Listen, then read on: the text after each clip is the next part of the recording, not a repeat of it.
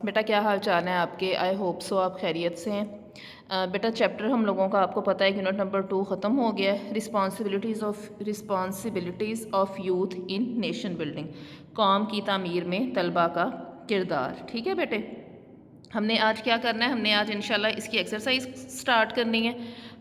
Exercise में बेटा 8 questions हैं, 8 क्वेश्चंस हैं टोटल। हम यूँ करेंगे कि हम 4 क्वेश्चंस करके 2 डेज़ में ख़त्म करेंगे। ऐसा क्यों? ताकि अच्छे से आपको बात की समझ आए, आप लर्निंग भी साथ साथ करें। ठीक हो गया। अच्छा, दूसरा मैंने ऐसा इसलिए भी सोचा है बेटा कि आप गौर कीजिए, आप इसी फर्स्ट क्वेश्चन की एग्जांपल ले लें और प्रीवियस भी आपने जो यूनिट नंबर 1 पढ़ा है, क्या उसमें सीन होता है? उसमें ये सीन होता है कि एक क्वेश्चन में दो सेंटेंसेस का पार्ट बना के दिया हुआ होता है, यानी एक क्वेश्चन में एक्चुअली 2 क्वेश्चंस पूछे हुए होते हैं। ठीक है, so this is the reason कि मैं आपको ओवरबर्डन नहीं करना चाह रही। मैं चाह रही हूँ कि हम आराम सुकून से तसल्ली से काम करें, कोई जल्दी नहीं है, और जो पढ़ें वो आपको समझ आनी चाहिए। ठीक है बेटा, चलें लेट्स गो ना स्टार्ट।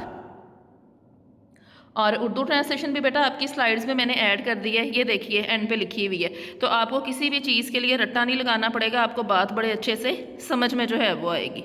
ठीक हो गया बेटे, चलें बिस्मिल्लाह हम स्टार्ट कर रहे हैं। मैं स्लाइड में उर्दू भी साथ कर देती हूँ ताकि आप देख पाएँ। How does Quaid Azam describe the transformation, पहले यहाँ तक रुक जाते हैं। अच्छा जी बेटा, मैंने आपको क्लास में भी ये बात बताई थी, मैं अभी भी इस चीज़ को दोबारा बता रही हूँ। सबसे पहली बात जिस पे हमने तवज्जो करनी है वो क्या है, वो ये है कि टेंस किस में क्वेश्चन पूछा गया है, और मुझ पे ये जो है वो इन्फोर्स हूँ मैं इस बात के लिए कि जिस टेंस में क्वेश्चन पूछा गया है मैं उसी टेंस में आंसर करूँ। सो डज आपको क्या शो करता है कि प्रेजेंट में बात हो रही है। ठीक है बेटे, how does Quaid Azam describe, ठीक है, डिस्क्राइब क्या होता है बेटा?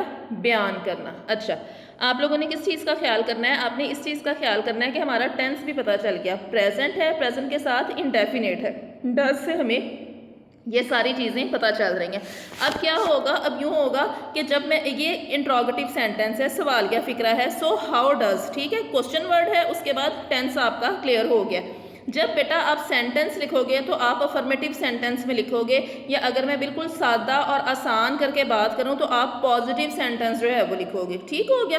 तो सिंगुलर या ही शीट के साथ एस का इजाफा होगा, यानी मैं लिखूंगी कायद आज़म डिस्क्राइब्स। ठीक हो गया। अभी डिस्क्राइब्स क्यों नहीं आया? क्योंकि एस आप समझें डू या ईएस डू के साथ लग गया है तो वो डज बन गया। ठीक है, कि मैं बहुत आसान करके टेंस आपको बता रही हूँ, क्योंकि बच्चे घबराते हैं, टेंस डिफिकल्ट होते हैं, उन्हें लगता है। सो मैंने बड़े सादा से वे में आपको बात बताई है। अच्छा जी, टेंस डिस्कस हो गया, अब आ जाइए तर्जुमे पे। वर्ड आया है ट्रांसफॉर्मेशन, हमने इसको सेंटेंस में पैराग्राफ में भी पढ़ा था, क्लियर किया था।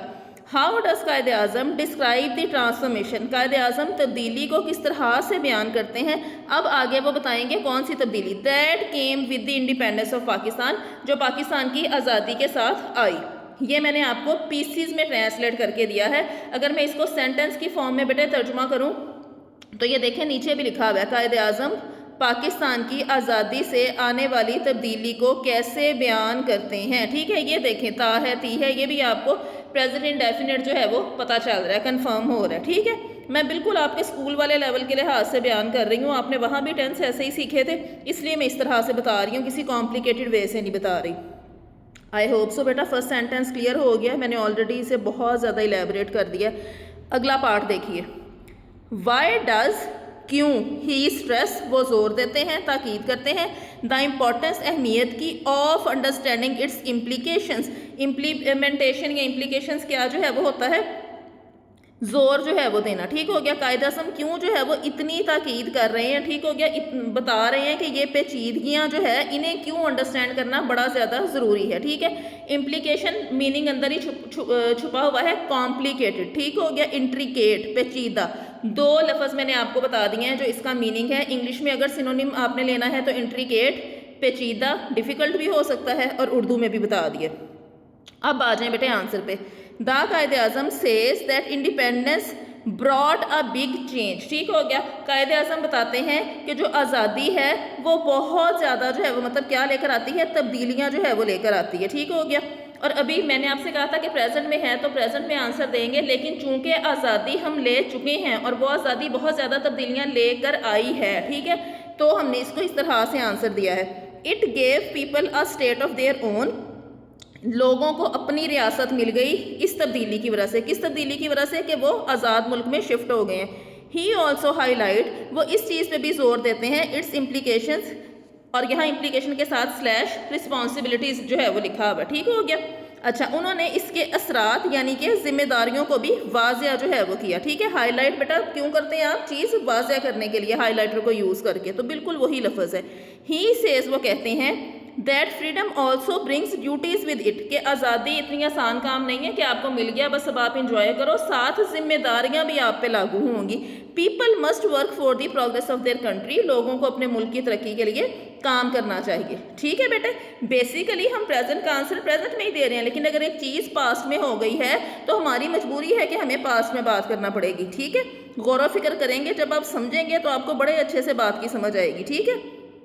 अच्छा जी, क्वेश्चन नंबर 2 है, ये देखें क्वेश्चन नंबर 2 मैंने लिखा भी हुआ है, उसका थीम भी मैंने बता दिया है कि इसमें मिलिटेंट वर्सेस कंस्ट्रक्टिव स्पिरिट का जिक्र होगा।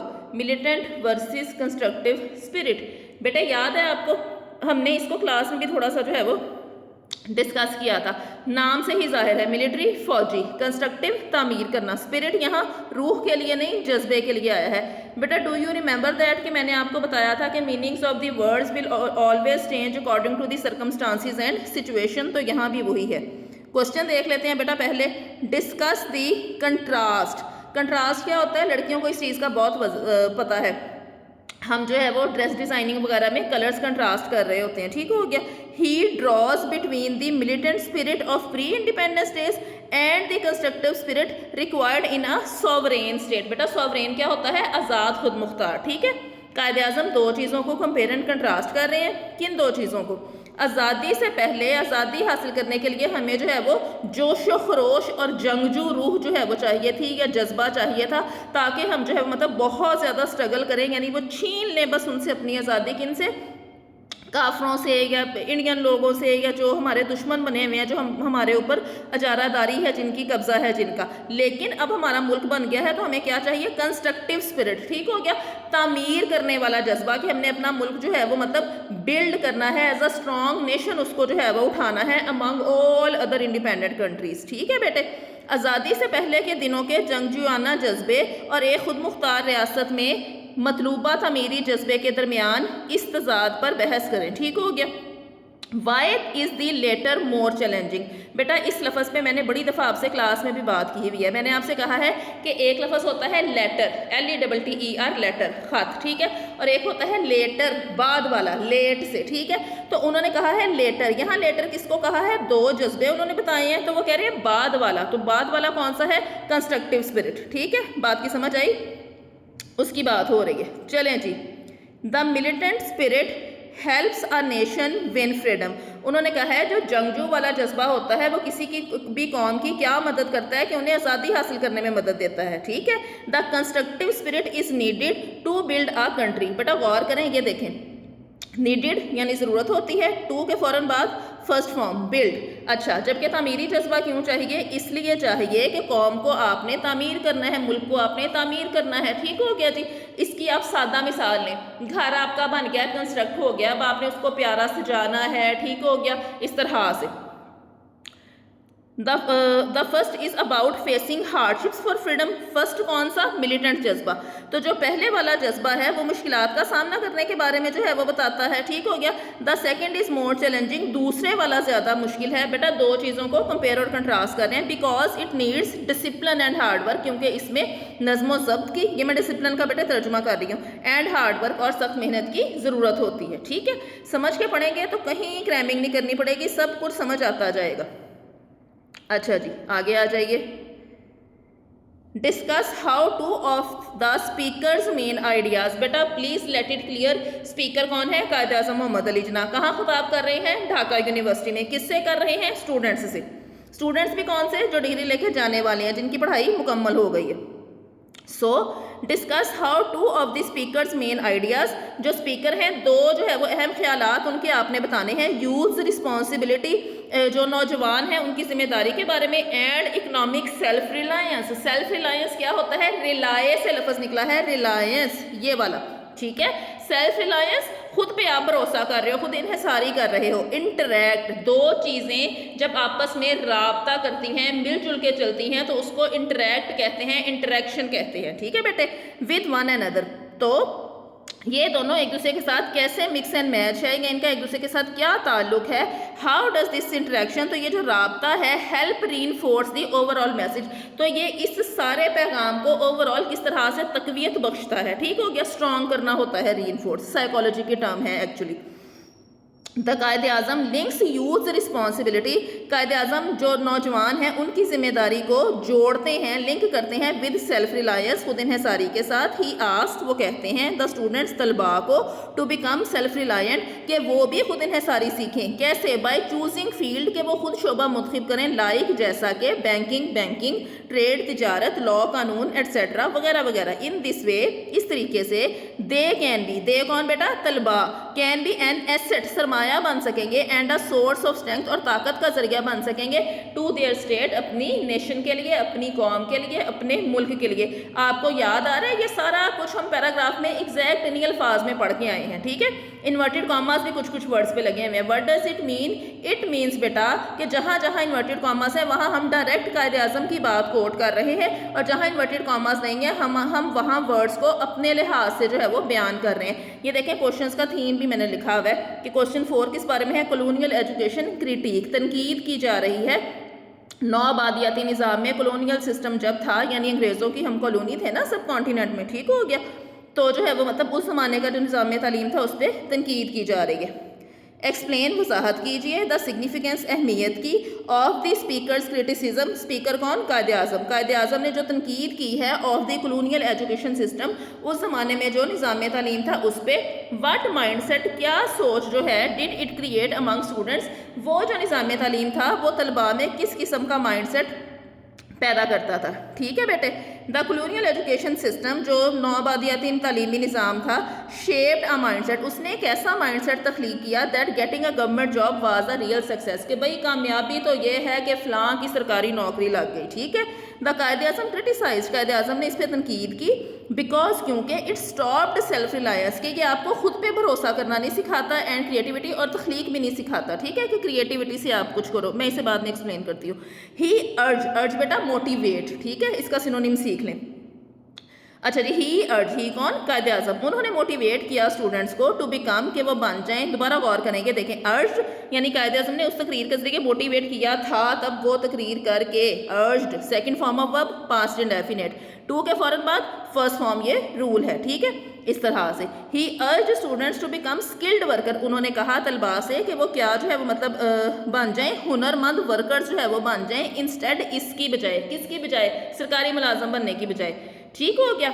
अच्छा, क्रिएटिविटी मैंने आपसे कहा था कि मैं बाद में आपसे इस पे बात जो है वो करूँगी। ओके, सो हम इसको जो है वो देख लेते हैं। बेटा इसको समझिए, सरकारी नौकरी अगर आप नहीं जो है वो करते, आपका जो मकसद जो है वो है सिर्फ जी गवर्नमेंट जॉब लेना नहीं है, बल्कि आप कहते हो कि मैं डिज़ाइनर बनूंगा, मैं अपनी कोई फैक्ट्री लगाऊंगा, मैं अपना कोई बिजनेस करूंगा, मैं इंटीरियर डिज़ाइनर बनूंगा, वट एवर, आप किसी छोटी सी जॉब या किसी छोटे से बिजनेस से भी स्टार्ट जो है वो कर सकते हैं। तो आप उस भेड़ चाल से निकल आए हैं कि जी गवर्नमेंट जॉब ही जो है वो असल कामयाबी है। आपने अपनी तख्लीकी सलाहियतों पे भरोसा जो है वो किया है। ठीक हो गया, कि मतलब आप अपना कोई काम करोगे, आप सारी एनर्जीज जो है वो उसमें लगा के अपनी एक बिजनेस एम्पायर जो है वो मतलब सेट करोगे। ठीक हो गया, वो छोटे से भी स्टार्ट हो सकता है, बाद में आप उसको तरक्की दे के बड़ा कर सकते हो, लेकिन आपने जो है वो उस भेड़ चाली का शिकार होना छोड़ दिया कि नहीं जी गवर्नमेंट जॉब ही असल कामयाबी है। ठीक है बेटे, ये हमारा आज का काम है। पढ़िएगा इसको मेरा बेटा, समझने की कोशिश कीजिएगा। आई डोंट थिंक सो कि आपको कोई प्रॉब्लम या इशू होगा, लेकिन अगर हो भी तो मोस्ट वेलकम, आप पूछ सकते हैं। बाकी 4 क्वेश्चंस हम कल करेंगे। ओके जी, टेक केयर, अस्सलाम वालेकुम।